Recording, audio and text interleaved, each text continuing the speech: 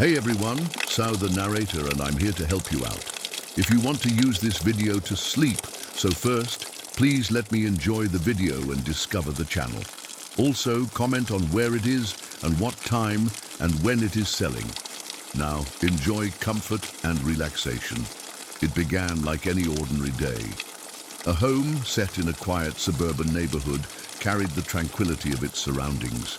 However, beneath this veneer of normalcy, a series of unnerving events was about to unfold.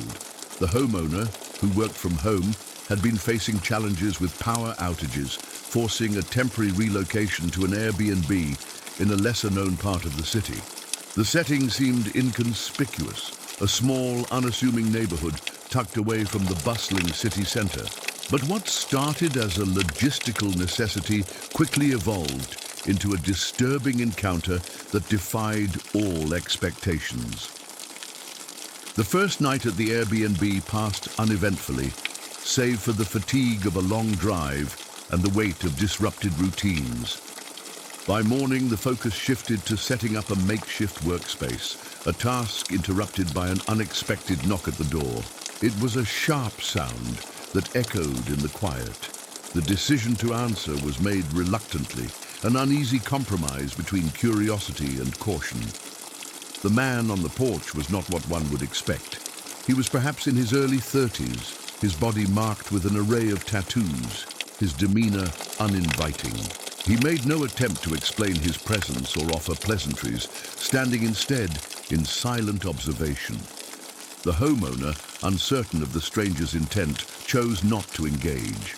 The door was left unanswered, and life resumed, or so it seemed.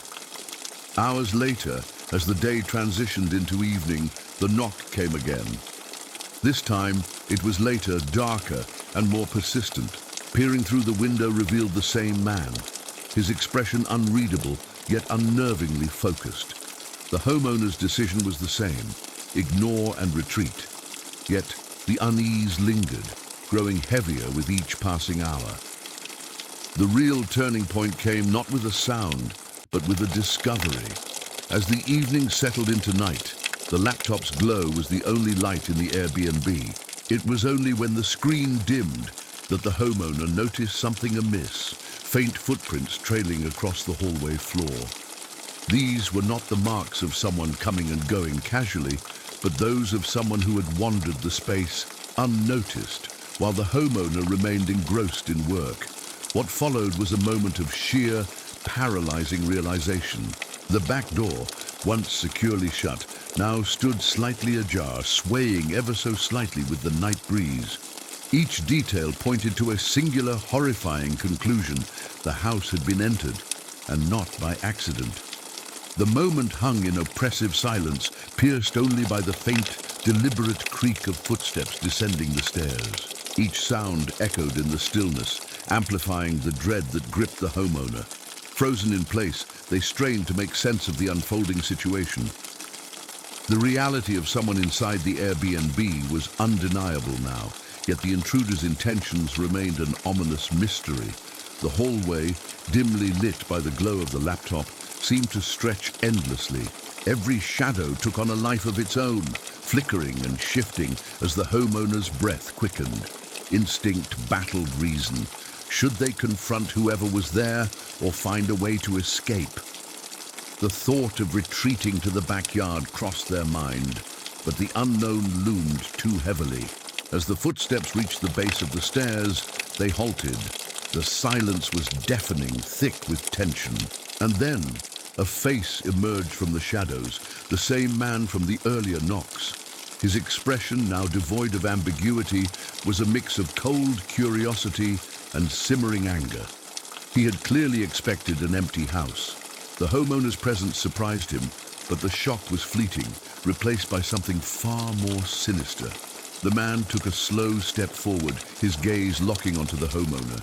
Time seemed to slow as adrenaline coursed through their veins.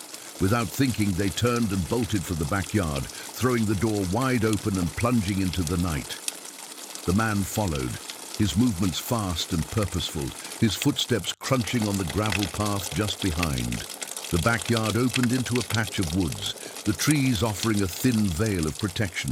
The homeowner darted between them, the darkness swallowing their form as they pushed forward blindly. The air was thick with the scent of pine and damp earth, and every snap of a twig underfoot sent their heart racing. The man's pursuit was relentless, his presence marked by the occasional rustle of leaves or heavy footfall. The chase felt endless, the homeowner's lungs burning as their legs threatened to give out. And then, as suddenly as it began, the sounds of pursuit ceased. The homeowner slowed, crouching behind a thick tree, their hand trembling as they reached for their phone. Dialing 911 seemed logical, but the fear of making noise held them back. Instead, they strained their ears, listening for any sign of movement. Minutes passed like hours. The stillness of the forest was almost as unnerving as the pursuit. And then, faintly, a new sound emerged, the unmistakable crack of a branch. But it wasn't coming from behind. It was ahead. Heart-pounding, the homeowner realized the man had outmaneuvered them, positioning himself to cut off their escape. Summoning every ounce of courage, they turned sharply, abandoning the path entirely and plunging deeper into the forest. It was a gamble, but the uneven terrain and dense foliage gave them a slight edge. As they moved further from the clearing, the distant hum of approaching sirens broke through the oppressive quiet. Relief mingled with fear. Help was coming, but would it arrive in time? When the police finally reached the scene, the man was gone, vanishing as quickly as he had appeared. However, his presence lingered in the form of shoe prints, disturbed foliage, and the open back door of the Airbnb. The officers took the homeowner's statement, their professional demeanor hiding any indication of just how close this encounter had come to tragedy. The following morning brought little solace to the homeowner. The Airbnb felt tainted, its once neutral walls now a backdrop to fear and uncertainty. The police had promised to increase patrols in the area, but their reassurances felt hollow. The man who had pursued the homeowner had slipped through their grasp, leaving behind no clear explanation for his presence or intentions. The question lingered, why this house? Determined to make sense of the ordeal, the homeowner began piecing together the few clues left behind. The first discovery came in the form of faint footprints near the back door, leading to a patch of disturbed soil. It was as though the intruder had spent time watching the house from the backyard, biding his time before making his move. Inside, the evidence was even more chilling. The police had noted smudges on the windows and greasy fingerprints on the back door handle, suggesting the man had tried more than once to gain entry. In the living room, a faint imprint on the rug hinted that someone had stood there for an extended period, perhaps watching as the homeowner worked, completely unaware of his presence. The neighborhood, though quiet, had its own set of whispers. Neighbors reported seeing an unfamiliar figure loitering near the Airbnb in the days leading up to the break-in. He had been spotted at odd hours, pacing along the sidewalk or leaning against a nearby lamppost. When asked why no one had called the authorities, the responses were unsettlingly indifferent. He didn't seem threatening, one neighbor had said, just off. Armed with these new pieces of information, the homeowner delved deeper. A quick search of the Airbnb reviews revealed an unsettling pattern. Several past guests had left cryptic comments about feeling watched during their stay or hearing unexplained noises in the night. One review mentioned a man knocking at their door at odd hours, claiming to have the wrong address. The realization struck like a thunderclap. This wasn't a random incident. The intruder had likely targeted the house before, testing the vulnerability of its occupants. But why? What could he have been seeking? The homeowner's investigation took a darker turn when they noticed a detail they had overlooked before. A small, padlocked shed in the corner of the backyard. The structure, weathered and unassuming, seemed out of place in the otherwise well-maintained property. Curiosity gnawed at them, but the shed was locked tight, and the Airbnb host had made no mention of it during their check-in instructions. Unable to resist, they reached out to the host, framing their question casually.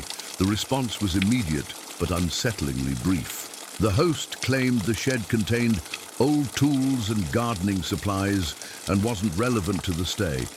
Yet the curt reply and lack of elaboration only fueled the homeowner's suspicions. The unease deepened when a second, more desperate knock came that evening. The police had advised against answering the door, and the homeowner obeyed, their heart racing as the sound echoed through the house. Checking the window, they saw nothing, only the swaying shadows of trees in the wind. The following morning, the footprints were back, crisscrossing the lawn and leading up to the shed. The padlock remained intact, but the disturbed earth around its base suggested someone had been trying to gain entry or had been using it all along.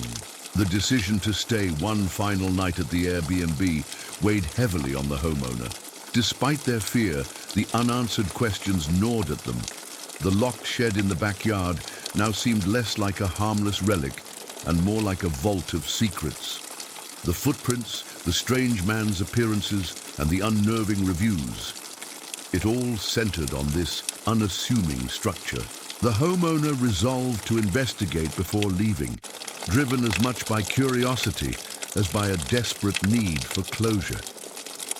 The following morning, armed with a crowbar borrowed from a nearby hardware store, they approached the shed.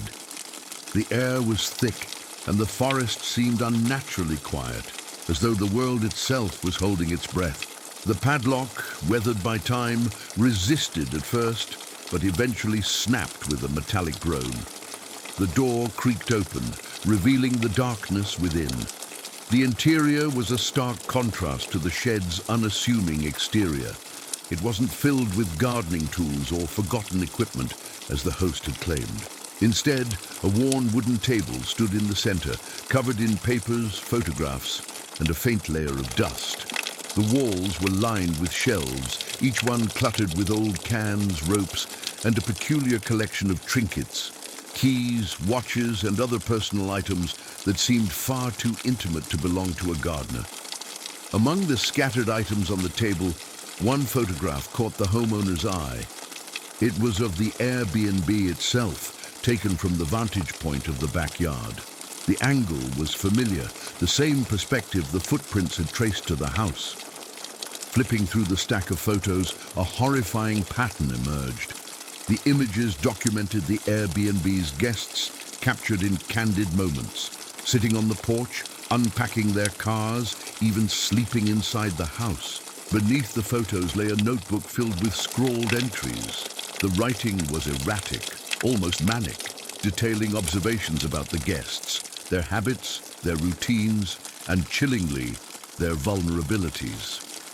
One entry stood out, dated the same night the homeowner had fled into the woods. She works late, light in the living room, easy to move in and out while she's at the desk. Wait until she's asleep. Reeling from the discovery, the homeowner contacted the police, urging them to examine the shed. When officers arrived, their demeanor shifted the moment they stepped inside. The shed wasn't just a hiding place for a disturbed individual. It was a window into a sinister operation. The photographs and notes suggested a coordinated effort, not the work of a lone intruder. As the investigation deepened, the Airbnb host's story began to unravel. Authorities discovered that the property's host had been renting the house under a false name. Their real identity linked them to a string of incidents across nearby towns, cases of break-ins, disappearances, and other unexplained crimes. Each case shared a common thread, an unassuming rental property and a host who vanished when the heat grew too intense. The revelation left the homeowner shaken. The man who had pursued them wasn't just a random intruder. He was likely working with or for the host, part of a larger, more sinister network. The shed was their base of operations, a place to observe and plan their next move. Though the host was nowhere to be found, the police continued their search, and the homeowner's stay at the Airbnb came to an abrupt end. That night, As they packed their belongings, a knock sounded at the door once again. This time, it was soft and deliberate, as though whoever was on the other side knew the homeowner was leaving for good. The homeowner didn't answer. Instead, they quietly slipped out the back door and into their car, speeding away without looking back. In the rearview mirror, the house stood shrouded in darkness, its secrets left to the investigators.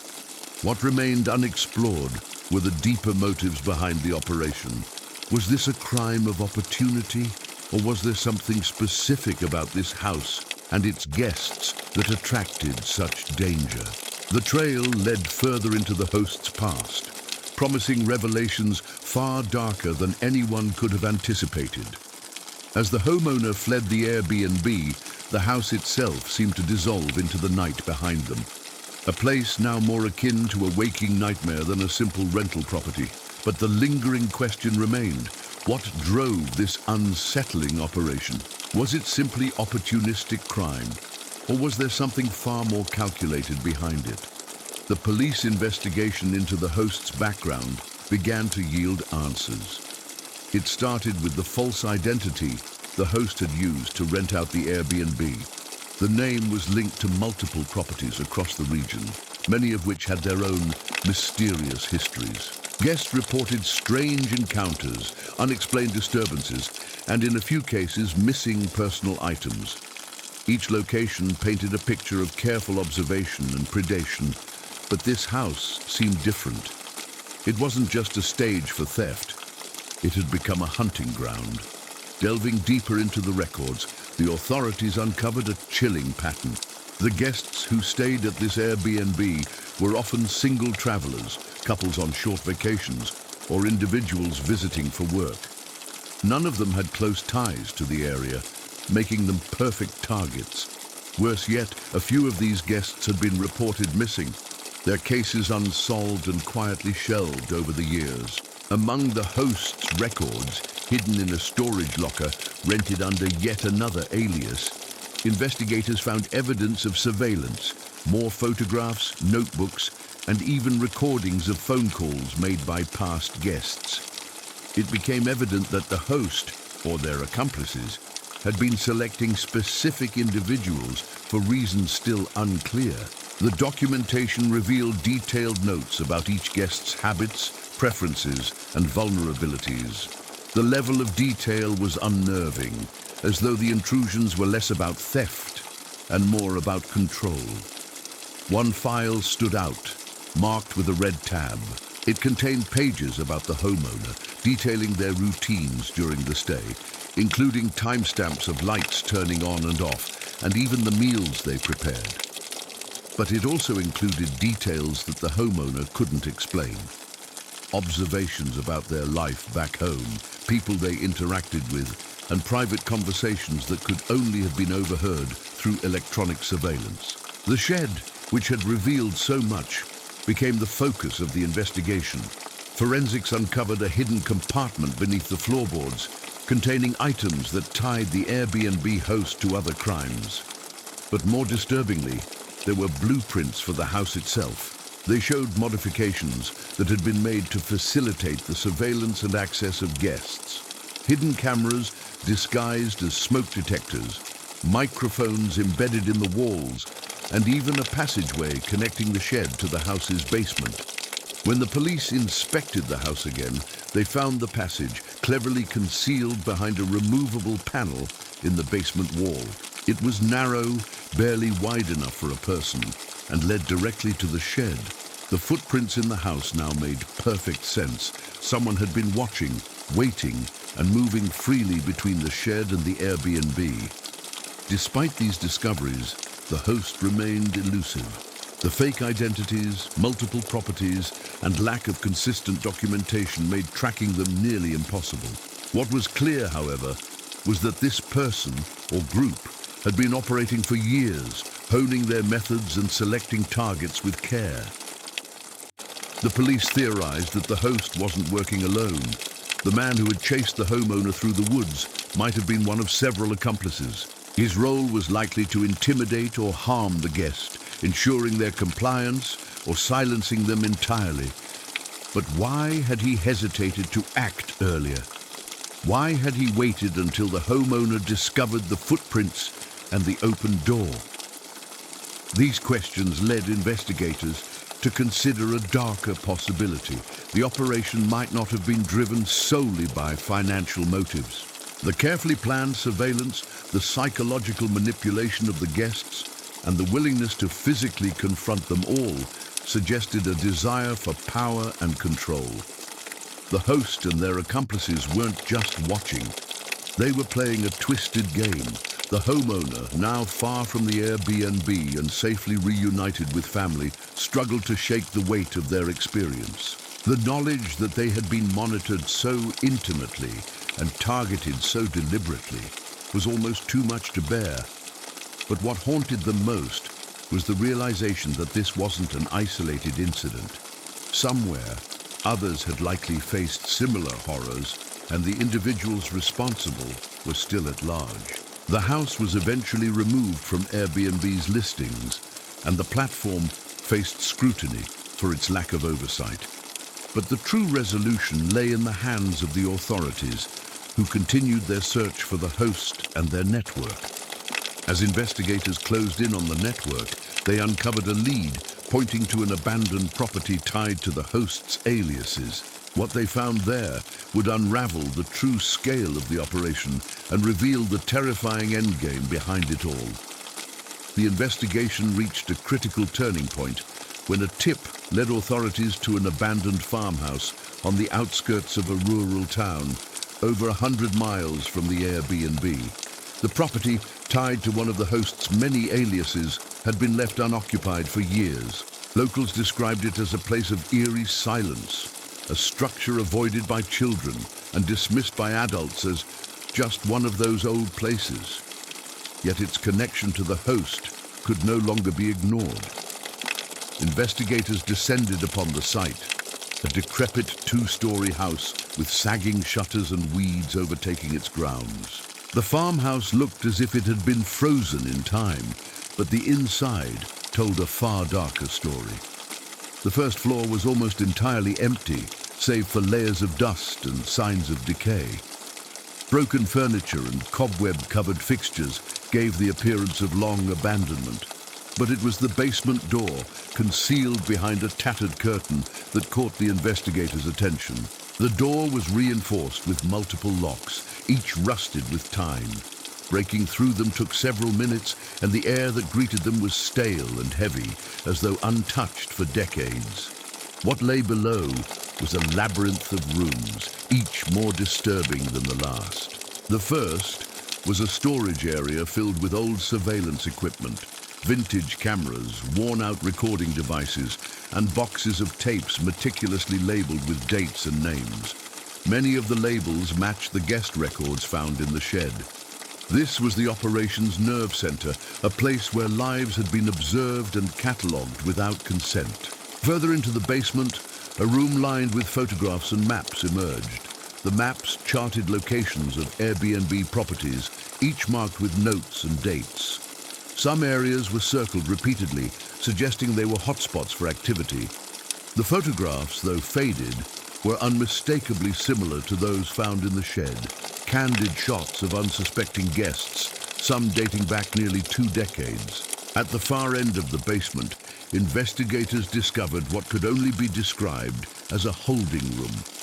The space was stark, with bare concrete walls and a single cot pushed against one side. A small table held empty food containers, water bottles, and a notepad scrawled with cryptic phrases. Stay silent. Observe carefully. Wait for the signal. The room suggested that someone, perhaps the accomplices, had used the space as a staging ground. But for what purpose? The evidence pointed to more than mere observation. This was preparation, a place where actions were planned and executed with chilling precision. As investigators pieced together the contents of the farmhouse, the true scale of the operation began to emerge.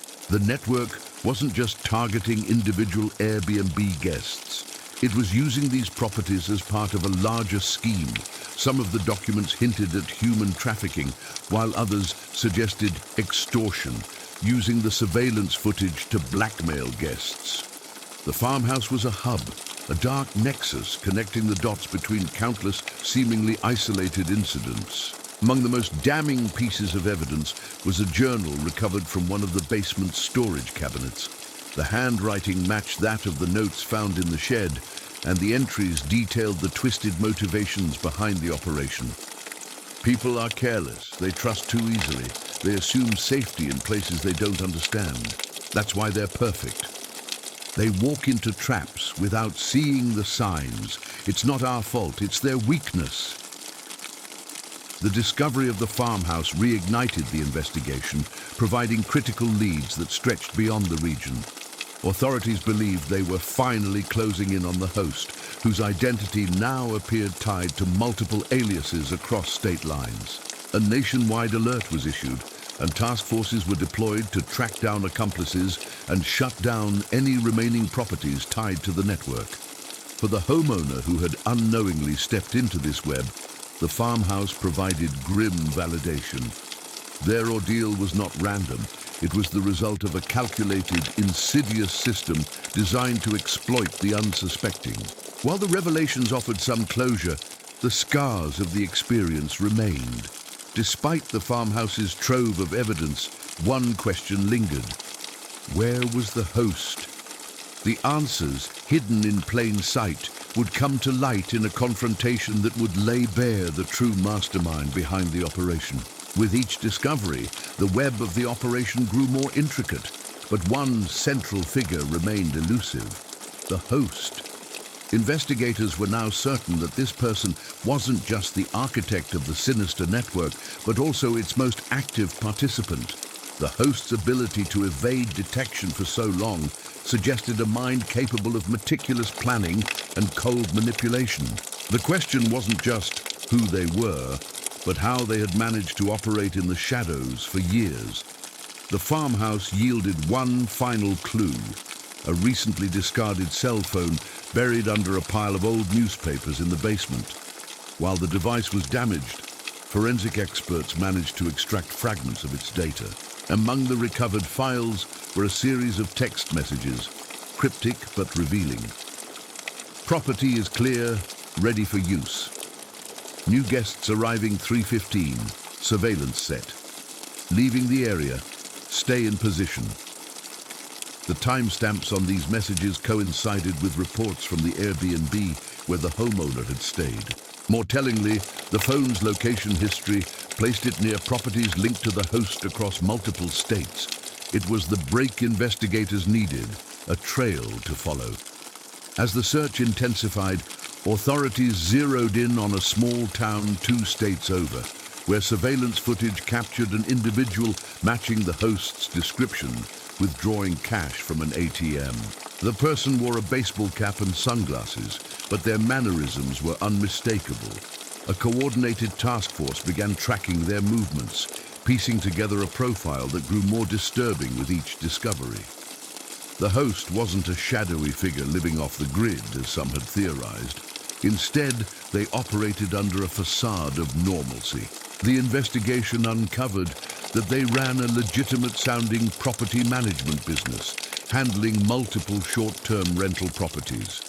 This allowed them to maintain access to homes without raising suspicion, blending their criminal activities with their public persona.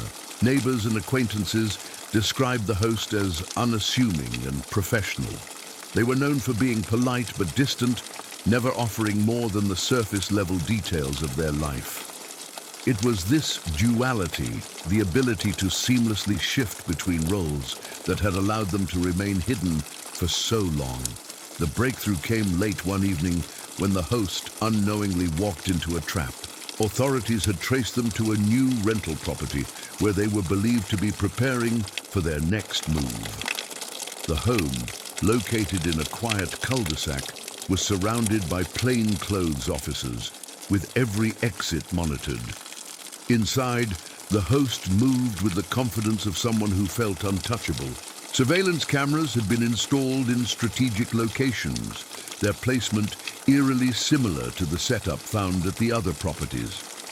A laptop on the kitchen counter displayed a live feed from one of the cameras, and a stack of files sat nearby, each labeled with guest information. The moment came when the host stepped outside, likely to inspect the perimeter of the property. A single misstep, a glance too long at an approaching car, betrayed their awareness. But it was too late. The officers moved in, surrounding the host before they could retreat inside. The arrest was swift, the calm facade cracking as they realized the full weight of the evidence against them. In custody, the host remained silent, offering no explanation for their actions. But their belongings spoke volumes. Investigators uncovered a treasure trove of documents, including detailed journals that outlined the psychological manipulation of their victims. Each entry was clinical, devoid of empathy, and focused solely on the host's obsession with control. The network, it turned out, was not as vast as initially feared. While the host had relied on a few accomplices, much of the operation had been their own doing. Their ability to move between identities and adapt to new circumstances had made them seem larger than life, an illusion shattered by their arrest.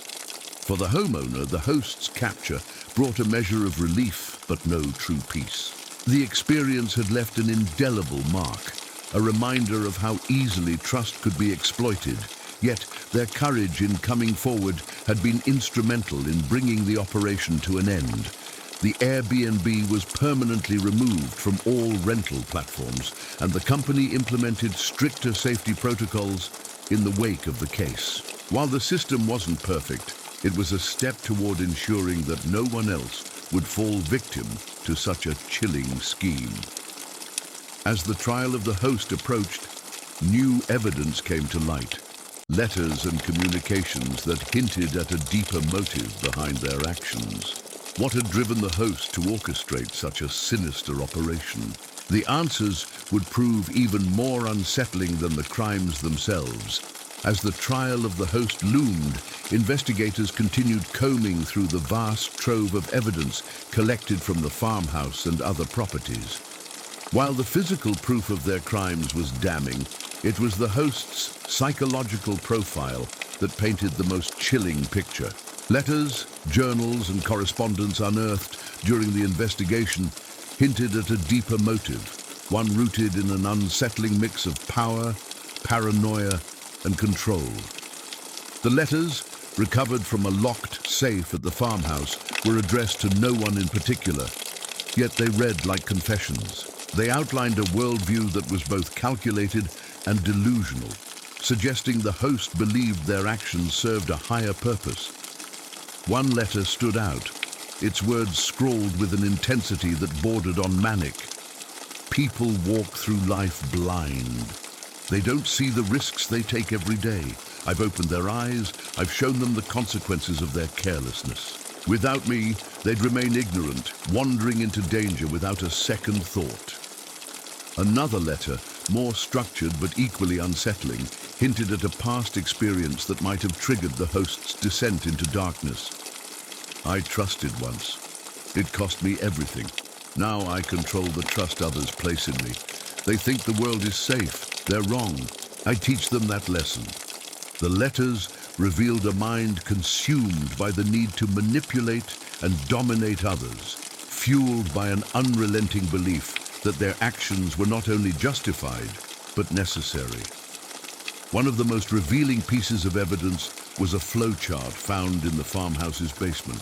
The diagram detailed the operation's structure, connecting properties, aliases, and accomplices. At the center of it all was the host, labeled with a cryptic moniker, the Overseer. The chart depicted how the host used the properties not just as traps, but as testing grounds. Guests were observed, their behaviors catalogued, and their reactions to minor manipulations, like strange noises or rearranged belongings, meticulously recorded. The host seemed to view this as an experiment in human behavior, a way to understand and exploit the vulnerabilities of others. Among the most disturbing revelations was a series of emails between the host and an unidentified accomplice. The messages discussed methods for creating the illusion of safety and referenced specific guests by name. In one email, the host wrote, "She's perfect, independent but naive. We'll see how far she'll go before she realizes she's being watched." As the prosecution prepared for trial, they uncovered fragments of the host's past that provided context for their actions. Born into a strict household, the host had been subjected to relentless scrutiny and control from an early age. A failed marriage and a series of personal betrayals seemed to have deepened their obsession with trust and vulnerability. One particularly harrowing incident from their 20s stood out. The host had been defrauded by a close friend, losing their life savings in the process. This betrayal, combined with a growing sense of alienation, appeared to have ignited the host's need to reclaim power in their life. Power they chose to wield in increasingly destructive ways. The courtroom was packed on the first day of the trial, with reporters, victims, and curious onlookers filling every available seat. The prosecution presented a mountain of evidence: photographs, journals, letters, and testimony from former guests. The homeowner, whose experience had unraveled the operation, gave a powerful account of their ordeal, describing the fear and helplessness they felt upon discovering the intruder. The defense, meanwhile, attempted to frame the host as a victim of their circumstances, arguing that their actions were the result of untreated mental illness and years of personal trauma. But the sheer scale and premeditation of the operation left little room for sympathy. The prosecution's closing argument was succinct and damning. This wasn't about survival or desperation. This was about power. Power over the unsuspecting, power over those who trusted them, and power over the lives they destroyed. The defendant knew exactly what they were doing. The trial ended with a guilty verdict on multiple counts, including stalking, unlawful surveillance, and conspiracy. The host was sentenced to life in prison without the possibility of parole. For many, the sentence brought closure, but for others, the scars of their experiences would take years to heal. The homeowner, now far removed from the events, reflected on their journey. While justice had been served, the knowledge that someone had so thoroughly invaded their life left an indelible mark. They had been a pawn in a game they never consented to play, a reminder of the fragility of trust in an increasingly interconnected world.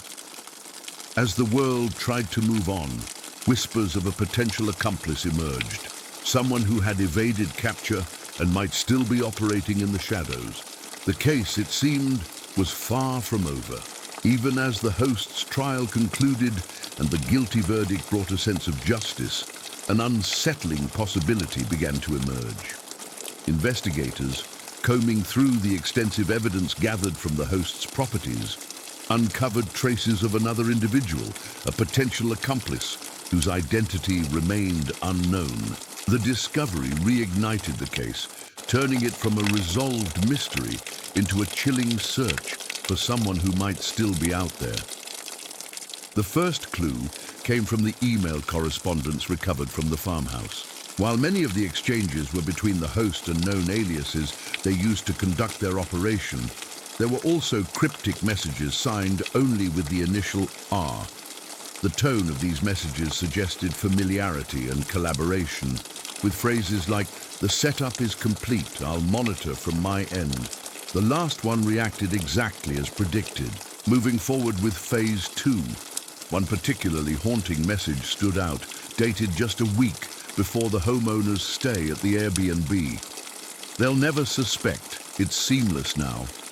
The language implied that R had been an active participant, possibly overseeing specific aspects of the surveillance or even interacting with guests. But beyond the initial, there was little to go on. No full name, no direct location, just a lingering sense of someone pulling strings from the shadows. As investigators revisited the evidence, they realized that certain aspects of the operation couldn't have been managed by the host alone.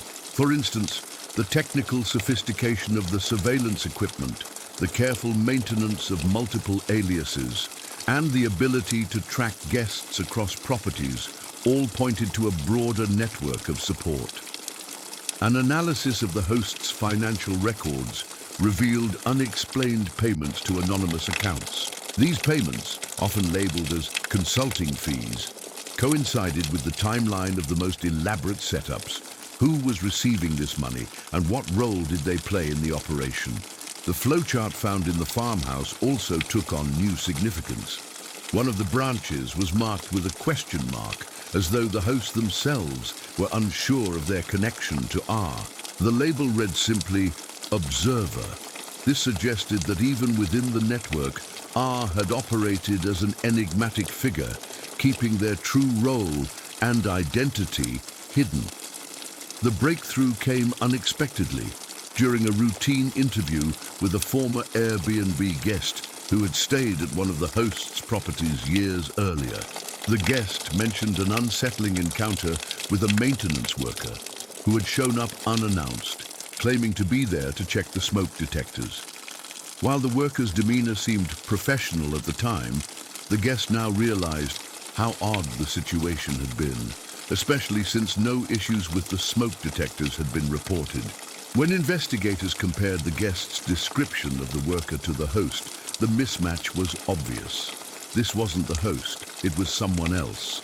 Surveillance footage from nearby properties eventually confirmed the presence of another individual fitting the guest's description. While their face was obscured, their movements and behavior aligned with R's suspected role, the technical expert, ensuring the surveillance systems operated smoothly. The hunt for R intensified. Using the financial records tied to the host, investigators tracked the payments to a series of offshore accounts, eventually tracing them to a small town in a neighboring state. The town, quiet and unremarkable, was home to a handful of properties under yet another alias. One property stood out, a small workshop on the outskirts of town. When authorities raided the building, they found a chilling array of tools and equipment, spare parts for surveillance cameras, blueprints for modified rental properties, and a computer filled with encrypted files. While R wasn't there, the workshop confirmed their role as the operation's technical backbone. Among the files was a single decrypted document, a checklist of tasks completed over the years.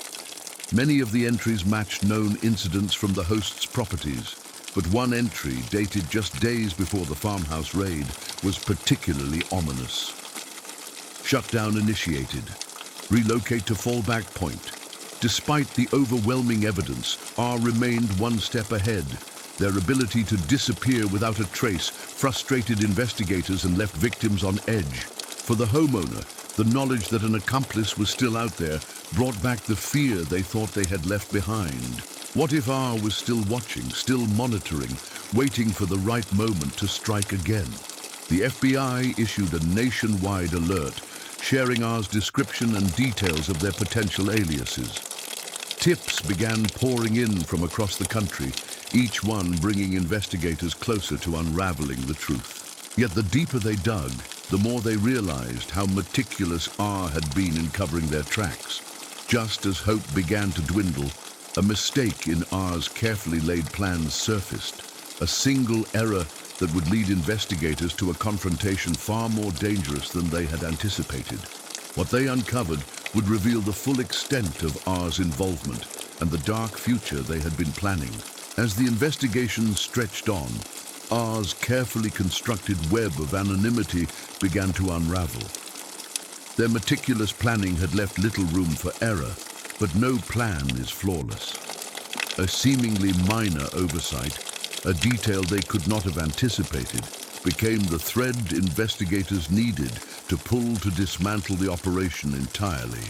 The breakthrough came from an unlikely source, a routine cybersecurity sweep of one of the recovered laptops from the farmhouse.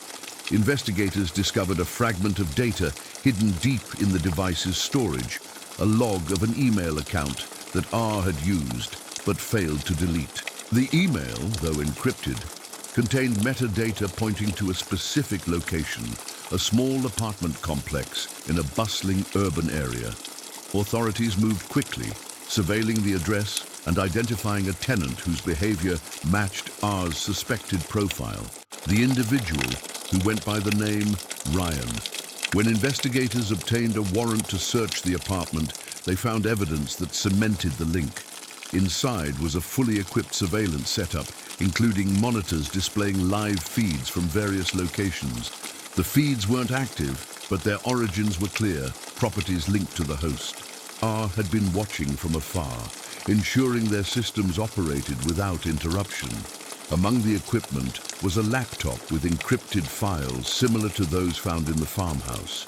It took forensic analysts days to crack the encryption, but when they did, the revelations were startling. The files outline not only the technical aspects of the operation, but also R's broader role as the mastermind's confidant and co-conspirator. With this evidence in hand, authorities prepared to apprehend R. Surveillance of the apartment revealed that they were cautious, rarely leaving and always maintaining a low profile. On a rainy evening, a team of plainclothes officers staged a coordinated operation to bring them in. As R returned from what appeared to be a supply run, they hesitated outside the apartment door, their eyes scanning the hallway. It was as if they sensed the net closing around them, but before they could act, the officers closed in, blocking the exits and forcing them to surrender. The arrest itself was uneventful, but the aftermath was anything but. R's reaction was cold and detached, offering no resistance but also no acknowledgement of guilt. When questioned, they remained silent, their expression a mask of indifference. It became clear that R wasn't going to cooperate. The evidence recovered from the apartment, however, spoke volumes. It included a list of active properties still under surveillance, revealing that the operation had not been fully dismantled. Even after the host's arrest, R had continued monitoring certain locations, possibly preparing to reactivate the scheme under a new guise. One file stood out, a detailed plan labeled Phase 3 Expansion. It outlined a strategy for expanding the network beyond Airbnb to other platforms, targeting vacation rentals, remote workspaces, and even small hotels. The chilling implication was that R had been preparing for the next phase of the operation, undeterred by the host's capture. But it wasn't just the scale of the plan that was disturbing, it was its tone. The language in the documents revealed an even deeper level of detachment and calculated manipulation than the host's journals. R viewed the operation not as a means to an end, but as a game, a way to test their skill and outsmart those they deemed inferior. The arrest of R brought renewed attention to the case, and their trial became a media spectacle. The prosecution laid out the overwhelming evidence, painting a picture of someone who thrived on control and chaos. R's role as the operation's technical expert and strategist was undeniable, and the jury was captivated by the chilling details of their involvement. Yet R remained unrepentant, their silence unnerving both the courtroom and the public. Even as the guilty verdict was read and a life sentence handed down, they offered no reaction, no sign of remorse. It was as if their capture was simply another move in a larger game. The capture of R marked the end of a dark chapter, but for those affected, the scars remained. The homeowner, whose ordeal had sparked the investigation, found some solace in knowing the accomplice was behind bars. But the knowledge of how easily trust could be exploited left a permanent mark on their sense of security. For investigators, the case was a sobering reminder of the dangers lurking in the shadows of the digital age. While the operation had been dismantled, its methods and tools highlighted vulnerabilities that could be exploited again. Efforts were redoubled to improve security protocols for rental platforms and to educate the public on staying vigilant. The discovery of the sealed envelope addressed to the Overseer sent chills through the investigative team. Its cryptic message, "This isn't the end," hinted at the unsettling possibility that even with the host and R in custody, the operation wasn't fully dismantled. The investigators, already weary from years of piecing together the intricate web, now faced a daunting question. Was there someone else in the shadows? The note became the centerpiece of a renewed probe, with its handwriting analyzed and its origins traced. Though the letter bore no fingerprints or identifying marks, its implications were clear. It was meant as a taunt, a warning that the network's reach extended beyond the captured accomplices. The final push in the investigation led authorities to revisit properties tied to the operation, searching for any overlooked clues. One such property, a derelict vacation rental in a remote area, held the key to unlocking the case's last chapter. Behind a loose floorboard in the attic, investigators uncovered a small cache of documents, including coded messages that appeared to reference additional participants in the network. Most of the messages were fragmented, but one repeated name stood out: Kestrel. Unlike Kestrel, and what role did they play? The notes suggested they were not directly involved in surveillance, but operated as a logistical coordinator, ensuring the network's tools and resources remained functional. By piecing together the documents, the investigators identified a possible location tied to Kestrel, an abandoned factory in an industrial district. Surveillance on the site revealed sporadic activity, leading to the deployment of a tactical team. The raid on the factory marked the climax of the investigation. Inside, the team found what could only be described as a command center. Large monitors displayed security feeds from rental properties, and detailed maps covered the walls, marking key locations and escape routes. Unlike the farmhouse and apartment, the factory's setup was industrial and efficient, lacking the personal touches that had characterized the hosts and ours spaces. Among the findings was a chilling revelation: plans for a broader operation involving more properties, new technologies, and even darker motives. The documents suggested that Kestrel had been preparing to take over the network entirely, using the chaos of the hosts and ours arrests to consolidate power. But Kestrel was nowhere to be found. They had vanished, leaving behind only their plans and the unsettling knowledge that the operation could rise again under new leadership. With the factory raid marking the last significant discovery, authorities declared the network officially dismantled. Efforts to track down Kestrel continued, but their trail had gone cold. The final confrontation remained elusive, leaving the case with an unsettling sense of incompleteness. For the homeowner who had unknowingly set these events in motion, life began to return to normal. They moved to a new city, far from the shadow of their traumatic experience, and focused on rebuilding a sense of safety and trust. Yet, the scars remained, a reminder of the darkness that can lurk behind even the most innocent facades. Months after the case was closed, a rental platform executive received a package with no return address. Inside was a single USB drive labeled "For Your Eyes Only." The drive contained a short video, a surveillance feed from a new property recently listed on the platform. The footage showed an unsuspecting guest unpacking their bags, oblivious to the small hidden camera capturing their every move. Accompanying the video was a simple note: "Some lessons are never learned. Regards, Kay." The message confirmed the worst fears of the investigators. The operation wasn't dead, it had evolved. Somewhere, Kestrel was continuing the legacy of control, manipulation, and terror, ensuring that the network would remain in the shadows, waiting for its next victim. The case of the surveillance network serves as a chilling reminder of how easily trust can be exploited in the modern world. Though justice was served to some of the perpetrators, the lingering presence of an unseen force left an unsettling void. As new technologies emerge and privacy becomes increasingly fragile, the lessons of this case remain more relevant than ever. The story may have reached its end, but the shadows left behind ensure it will never truly be over.